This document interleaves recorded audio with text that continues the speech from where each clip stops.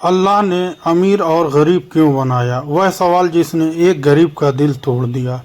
कभी कभी इंसान की आंखों में सिर्फ आंसू भूख की वजह से नहीं आते, कभी कभी आंसू उस सवाल की वजह से आते हैं जिसका जवाब उसे पूरी ज़िंदगी नहीं मिलता। और वह सवाल था, अगर अल्लाह सबको बराबर प्यार करता है तो फिर कोई अमीर और कोई गरीब क्यों है? गांव के किनारे एक छोटी सी टूटी हुई झोपड़ी थी। उस झोपड़ी में एक बूढ़ी माँ और उसका जवान बेटा सलीम रहते थे। सलीम का बाप कई साल पहले दुनिया से चला गया था और उसके बाद से घर की सारी जिम्मेदारी उसी के कंधों पर आ गई। सुबह सूरज निकलने से पहले वह मजदूरी के लिए निकल जाता और रात को थका हुआ लौटता, लेकिन मेहनत के बावजूद घर की गरीबी ख़त्म नहीं होती थी। कभी आटा ख़त्म हो जाता, कभी दवा के पैसे नहीं होते, कभी कई कई रातें सिर्फ पानी पीकर गुजारनी पड़ती। सलीम हर नमाज पढ़ता था, हर रात दुआ करता, लेकिन उसकी ज़िंदगी में कोई बदलाव नहीं आता था। एक दिन वह काम से लौट रहा था। रास्ते में उसने गांव के सबसे अमीर आदमी की हवेली देखी। बाहर बड़ी बड़ी गाड़ियां रखी थी और अंदर रोशनी ही रोशनी थी। खुशियाँ थी, दावत थी, हंसी थी। और उसी समय सलीम की जेब में सिर्फ 2 सिक्के थे। उसने आसमान की तरफ देखा और उसके दिल में पहली बार शिकायत पैदा हुई। उसकी आंखें भर आई और वह धीरे से बोला, या अल्लाह, मैंने तेरा क्या बिगाड़ा है? मुझे ही गरीबी क्यों मिली? मैं ही हर दिन भूखा क्यों सोता हूँ? किसी को इतना सब कुछ और किसी को कुछ भी नहीं। यह कहते हुए उसकी आंखों से आंसू गिर पड़े, लेकिन उसे नहीं पता था कि उसके इस सवाल का जवाब बहुत जल्द मिलने वाला था। ऐसा जवाब जो उसकी पूरी ज़िंदगी बदल देगा। उस रात घर पहुंचा तो उसकी माँ बिस्तर पर बैठी खांस रही थी। खांसी इतनी बढ़ चुकी थी कि बोलना भी मुश्किल हो रहा था। सलीम घबरा गया। उसने पूछा, अम्मी दवा ली थी? माँ मुस्कुराई और बोली, बेटा, दवा ख़त्म हो गई है। सलीम के पास पैसे नहीं थे। वह चुप हो गया। उसकी माँ ने उसके चेहरे की उदासी पढ़ लिया और कहा, फिक्र मत कर, अल्लाह बड़ा मेहरबान है। लेकिन उस रात सलीम के दिल में तूफान था। वह कुछ देर तक जागता रहा, सोचता रहा, रोता रहा, और फिर जाने कब उसकी आंख लग गई। सुबह जब वह उठा तो गांव में एक खबर फैल चुकी थी। एक बहुत बड़ा व्यापारी शहर से आया था और मजदूरों की तलाश कर रहा था। सलीम भी वहां पहुंच गया। व्यापारी ने उसे काम पर रख लिया। कई दिनों तक लगातार काम चला और पहली बार सलीम के हाथ में अच्छे पैसे आए। वह खुश था, बहुत खुश। उसे लगा अब शायद उसकी गरीबी ख़त्म हो जाएगी। उसने माँ के लिए दवा खरीदी, घर के लिए राशन खरीदा और कई दिनों बाद उस घर में भरपेट खाना बना। उस रात माँ ने मुस्कुरा कर कहा, देखा बेटा, अल्लाह देर करता है लेकिन अंधेर नहीं करता। सलीम भी मुस्कुरा दिया, लेकिन उसे नहीं पता था कि असली परीक्षा अभी शुरू हुई थी। कुछ दिनों बाद व्यापारी ने उसे अपने घर बुलाया। वहां पहुंचकर सलीम हैरान रह गया। इतनी बड़ी हवेली, इतनी दौलत, इतनी शान उसने पहले कभी नहीं देखी थी। व्यापारी ने उससे कहा, तुम मेहनती हो, अगर चाहो तो हमेशा के लिए मेरे साथ काम कर सकते हो। सलीम की आंखों में चमक आ गई। उसे लगा अब उसकी ज़िंदगी बदल जाएगी। लेकिन उसी समय उसने हवेली के एक कोने में एक बूढ़े आदमी को देखा। वह आदमी बहुत अमीर लग रहा था, लेकिन उसकी आंखों में अजीब सी उदासी थी। ऐसी उदासी जो सलीम ने कभी किसी गरीब की आंखों में भी नहीं देखी थी। वह सोच में पड़ गया, इतनी दौलत, फिर भी इतना दुख, आखिर क्यों? उसने उस बूढ़े को ध्यान से देखा और तभी उस बूढ़े की आंखों से एक आंसू निकल कर गिर पड़ा। सलीम के दिल में एक अजीब सी बेचैनी पैदा हुई। उसे लगा इस आंसू के पीछे कोई बहुत बड़ा राज छुपा है। ऐसा राज जो शायद उसके उस सवाल का जवाब भी हो जो वह कई सालों से अल्लाह से पूछता रहा। लेकिन वह राज क्या था? वह बूढ़ा आदमी कौन था और उसकी आंखों में इतना दर्द क्यों था? सलीम को भी कुछ नहीं पता था। उसे सिर्फ इतना पता था कि उसकी ज़िंदगी एक ऐसे मोड़ पर पहुंच चुकी है जहां से उसे सब कुछ बदलने वाला है। और फिर उस रात कुछ ऐसा हुआ जिसने सलीम को अंदर तक हिला दिया और पहली बार उसे महसूस हुआ कि शायद अमीरी और गरीबी का मतलब वह कभी समझ ही नहीं पाया था। सलीम देर तक सो नहीं पाया। उसकी आंखों के सामने बार बार उसी बूढ़े आदमी का चेहरा आ रहा था। वही चेहरा जिसके पास सब कुछ था, लेकिन फिर भी उसकी आंखों में ऐसा दर्द था जैसे उसने दुनिया की सबसे बड़ी नेमत खो दी हो। सलीम सारी रात सोचता रहा, अगर दौलत से हर खुशी मिलती तो वह आदमी इतना उदास क्यों है। सुबह वह फिर काम पर पहुंचा, लेकिन आज उसका ध्यान काम पर नहीं लग रहा था। उसका दिल उस राज को जानना चाहता था जो उस बूढ़े की आंखों में छुपा था। दिन ढलने लगा और तभी व्यापारी ने सलीम को अपने निजी कमरे में बुलाया। सलीम अंदर गया तो देखा वही बूढ़ा आदमी वहां बैठा हुआ था। उसके सामने दवाइयों की बोतलें रखी थी, कई कागज बिखरे हुए थे और कमरे में अजीब सी खामोशी थी। व्यापारी ने कहा, सलीम, आज से तुम इनकी देखभाल भी करोगे। सलीम ने सर झुका दिया और धीरे से बोला, जैसा आप कहें। उस दिन से सलीम रोज उस बूढ़े के साथ रहने लगा। धीरे धीरे उसे पता चला कि वह कोई साधारण इंसान नहीं था।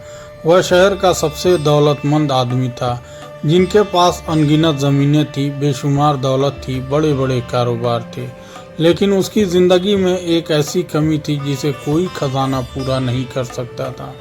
एक शाम सलीम ने हिम्मत करके पूछ ही लिया, हुजूर, अगर बुरा ना माने तो एक बात पूछूं? बूढ़े ने हल्की मुस्कान के साथ कहा, पूछो बेटा। सलीम बोला, आपके पास सब कुछ है, फिर भी आप इतने परेशान क्यों रहते हैं? यह सुनते ही बूढ़े की मुस्कान गायब हो गई। उसकी आंखें भर आई और कुछ पल तक वह चुप रहा। फिर उसकी आवाज़ कांपने लगी, क्योंकि मेरे पास सब कुछ है सिवाय उस चीज़ के जिसके बिना सब कुछ बेकार है। सलीम हैरान रह गया, वह क्या? बूढ़े की आंखों से आंसू बह निकले। मेरा बेटा। कमरे में सन्नाटा छा गया। सलीम कुछ समझ नहीं पाया। बूढ़ा आदमी रोते हुए बोला, 10 साल पहले मैंने अपने बेटे को खो दिया। उस दिन मेरे पास भी यही हवेली थी, यही दौलत थी, यही शान थी, लेकिन मैं अपने बेटे की ज़िंदगी नहीं खरीद सका। मैंने दुनिया से के बड़े बड़े डॉक्टर बुलाए, दुआएं करवाई, पैसे बहाए, लेकिन मौत को नहीं रोक सका।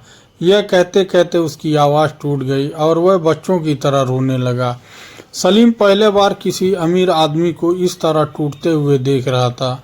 उसकी आंखें भी नम हो गई। उस रात सलीम घर लौटा, लेकिन उसका दिल भारी था।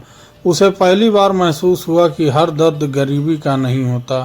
कुछ दर्द ऐसे होते हैं जो दौलत के महलों में भी पलते हैं। कुछ दिन बाद उसकी माँ की तबीयत अचानक बिगड़ गई। सांस लेने में तकलीफ होने लगी। सलीम घबरा गया। वह माँ को लेकर शहर के अस्पताल पहुंचा। डॉक्टर ने जांच की और फिर जो कहा उसे सुनकर सलीम के पैरों तले ज़मीन खिसक गई।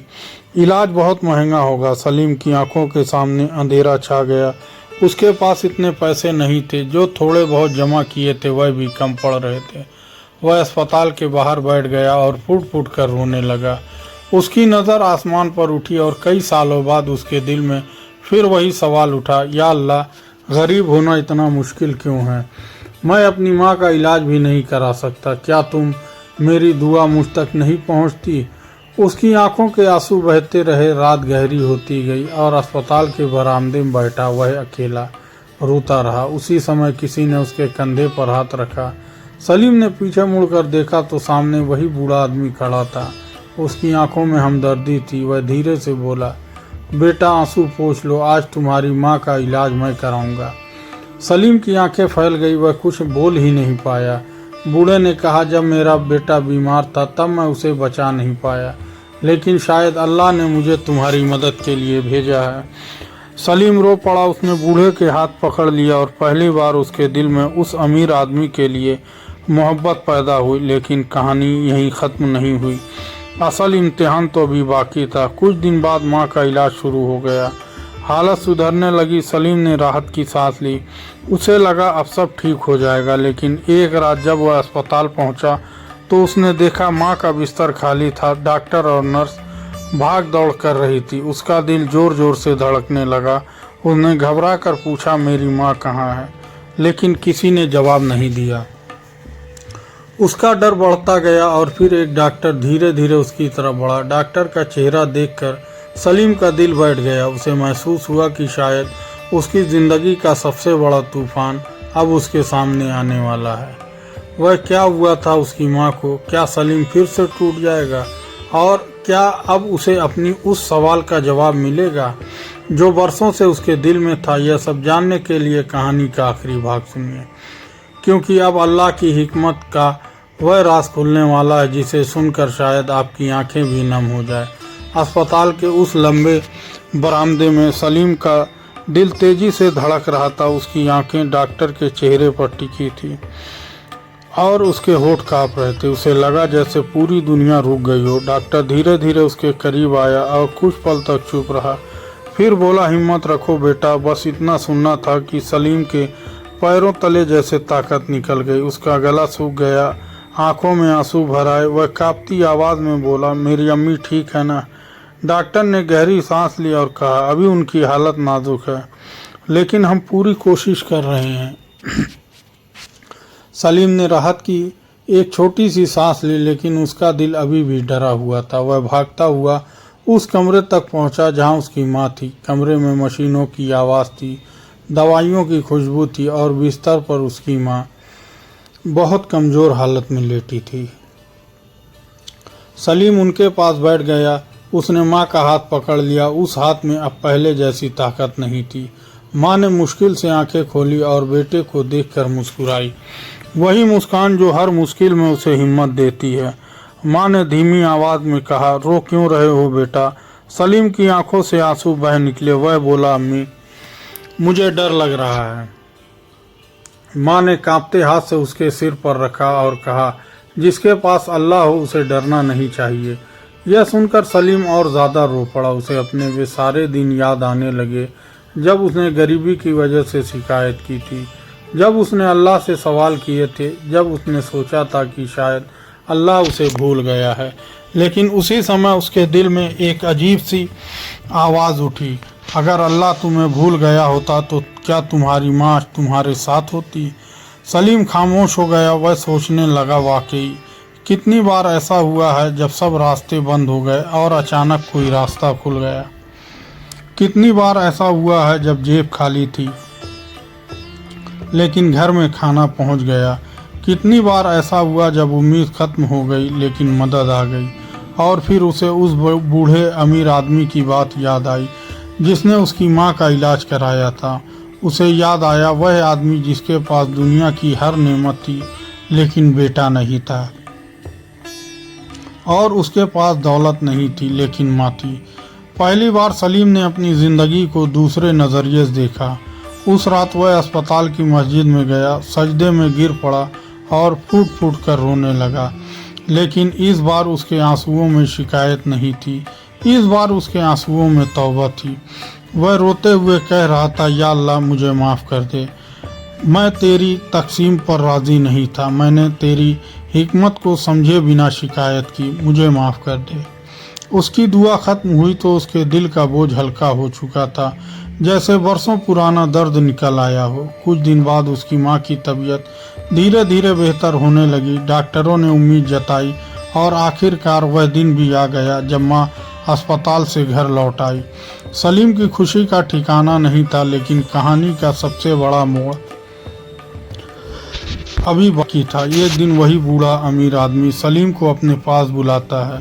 उसकी तबीयत पहले से ज़्यादा कमज़ोर लग रही थी। उसने सलीम को बैठाया और कहा, बेटा आज मैं तुम्हें एक बात बताना चाहती हूँ। सलीम ध्यान से सुनने लगा। बूढ़े ने कहा, जब मेरा बेटा दुनिया से गया मैंने अल्लाह से नाराज़गी शुरू कर दी। मैंने सोचा मेरे पास इतना सब कुछ है फिर भी मेरा बेटा क्यों चला गया। मैंने नमाज छोड़ दी, दुआ छोड़ दी और शिकायतों में डूब गया।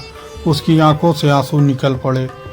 फिर वह बोला, लेकिन जब मैंने तुम्हें देखा तो मुझे अपना बेटा याद आ गया। तुम्हारी सेवा करते हुए मुझे फिर से अल्लाह की तरफ लौटने का रास्ता मिला। सलीम की आंखें भर आई। बूढ़ा आदमी मुस्कुराया और बोला, बेटा अल्लाह अमीर और गरीब इसलिए नहीं बनाता किसी को ज़्यादा प्यार करे और किसी को कम। वह इसलिए बनाता है ताकि एक का इम्तिहान दौलत से हो और दूसरे का इम्तिहान तंगी से। गरीब को सब्र सिखाया जाता है और अमीर को शुक्र। गरीब को उम्मीद दी जाती है और अमीर को जिम्मेदारी।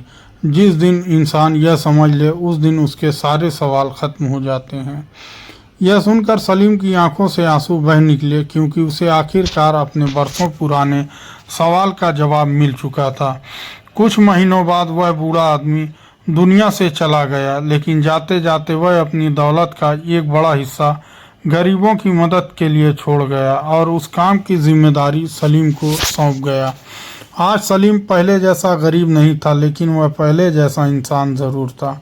उसके दिल में आज भी सब्र था, शुक्र था और अल्लाह पर भरोसा। जब भी कोई गरीब उससे पूछता अल्लाह ने अमीर और गरीब क्यों बनाया, तो उसकी आंखें नम हो जाती और वह मुस्कुरा कर कहता, ताकि अमीर मदद करना सीख सके और गरीब सब्र करना, ताकि दोनों अपने अपने इम्तिहान से गुजर कर अपने रब के करीब हो सकें। और सच तो यह है कि इंसान की असली अमीरी जेब में नहीं होती, दिल में होती है। जिस दिल में ईमान हो, सब्र हो, शुक्र हो और अल्लाह पर भरोसा हो, वह कभी गरीब नहीं होता, कभी नहीं। अल्लाह की नज़र में अमीरी और गरीबी इज्जत या जिल्लत का पैगाम नहीं, यह अलग अलग इम्तिहान है। किसी को दौलत देकर आजमाया जाता है तो किसी को तंगी देकर। कामयाब वही है जो हर हाल में सब्र, शुक्र और दुआ करे, अल्लाह पर भरोसा